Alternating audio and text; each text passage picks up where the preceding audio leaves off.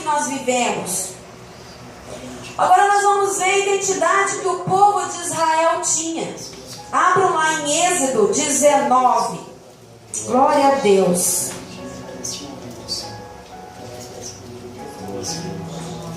Glórias a ti, Jesus. Êxodo 19, no versículo 6, Deus fala com Moisés no Monte Sinai. E o povo duvidava da própria identidade. Eles não viam o Deus como Deus queria que eles vissem. Glória a Deus. Êxodo 19, versículo 6. Glórias a ti, Jesus. Louvado seja o Senhor.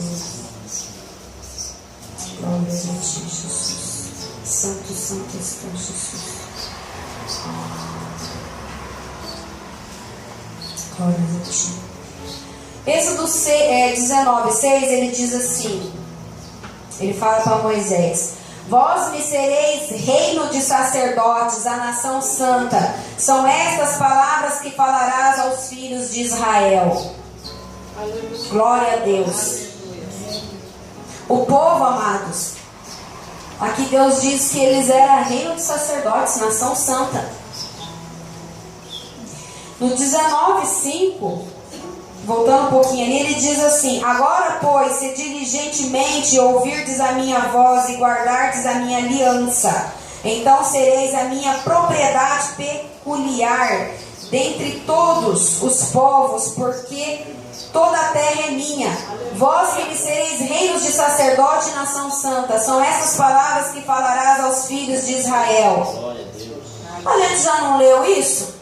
Lá em 1 Pedro 2, do 9 ao 10, que nós somos propriedade exclusiva de Deus, raça eleita, sacerdote real, nação santa. Vim aqui, ó, já do Êxodo, amados. Promessa de Deus para os filhos de Deus. Glórias a ti, Jesus. Aqui é a mesma coisa, amados. Nós somos essa raça eleita, escolhida, sacerdócio real, nação santa, pura, povo de propriedade exclusiva de Deus. Propriedade. Ninguém toca, ninguém entra. Tem um dono, amados. Você não vai entrar na casa do teu vizinho, na propriedade do teu vizinho, porque você sabe que ali é território marcado, tem um dono. E aqui Deus diz na palavra dele que nós somos propriedade exclusiva de Deus. Glórias a ti. Essa era a identidade do povo de Israel, amados. Mas quando Deus tirou o povo do Egito, eles eram escravos. Escravos de Faraó. Essa era a identidade deles naquele momento, um povo escravo. Agora abram lá em Números 13. Glórias a ti, Jesus.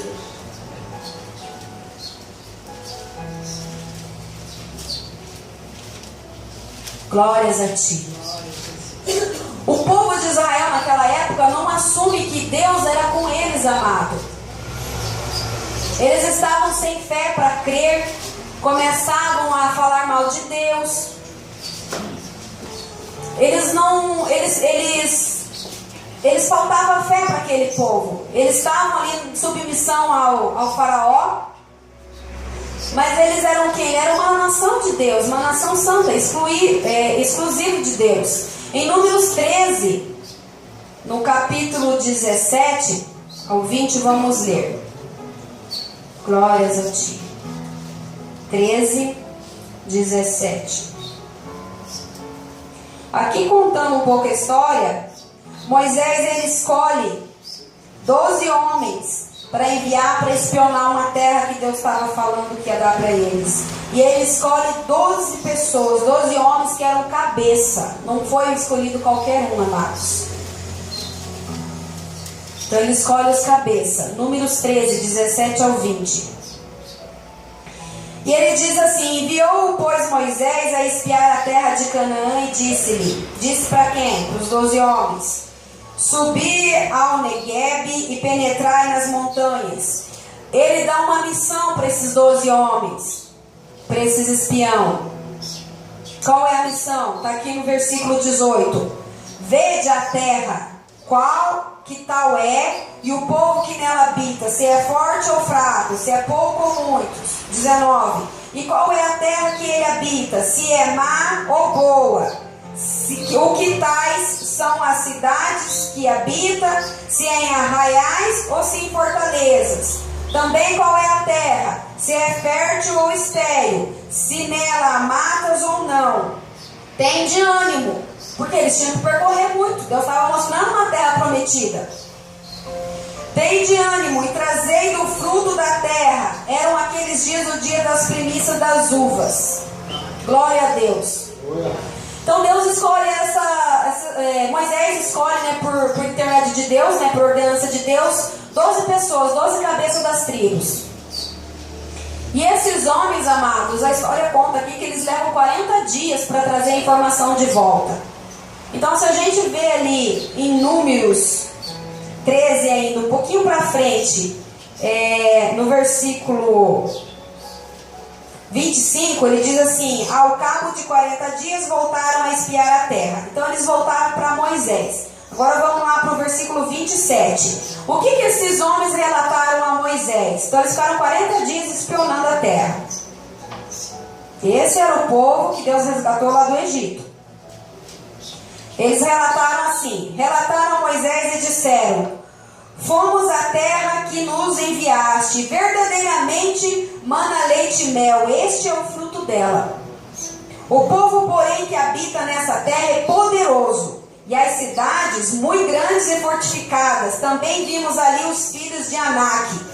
Os amalequitas habitam na terra do Neguebe, os heteus, os jebuseus, os amorreus habitam na montanha, os cananeus habitam ao pé do mar e pela ribeira do Jordão. Glória a Deus. Então eles narraram o que eles estavam vendo.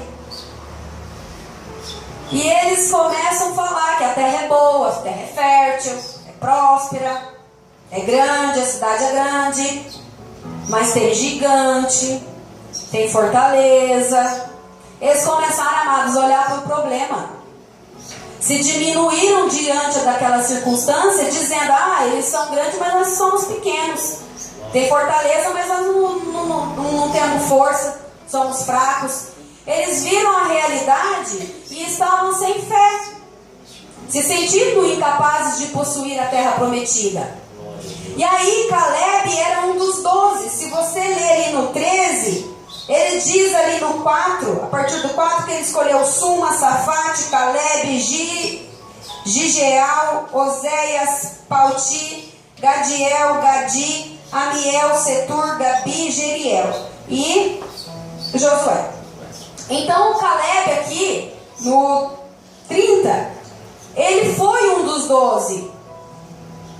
E em Caleb, diferente dos 12, ele assumiu a identidade que Deus tinha dado ao povo israelita. Então ele diz ali, no 30, então Caleb fez calar o povo perante a Moisés e disse: eia, subamos e possuamos a terra, porque certamente prevaleceremos contra ela. Amados, um homem assumiu a identidade que Deus estava dando para aquelas 12 pessoas, para aqueles 12 líderes. Porém os homens que estavam com ele tinham subido e disseram: não poderemos subir contra aquele povo, porque é mais forte do que nós. Olha a identidade caindo, olha o povo desanimando, olha o povo dando fortaleza para o problema, para a dificuldade. Glórias a ti, Jesus. Então aqui, amados, eles não assumem a identidade de Deus. Eles perdem a fé. Eles estão sem fé para crer que eles vão possuir aquela terra prometida.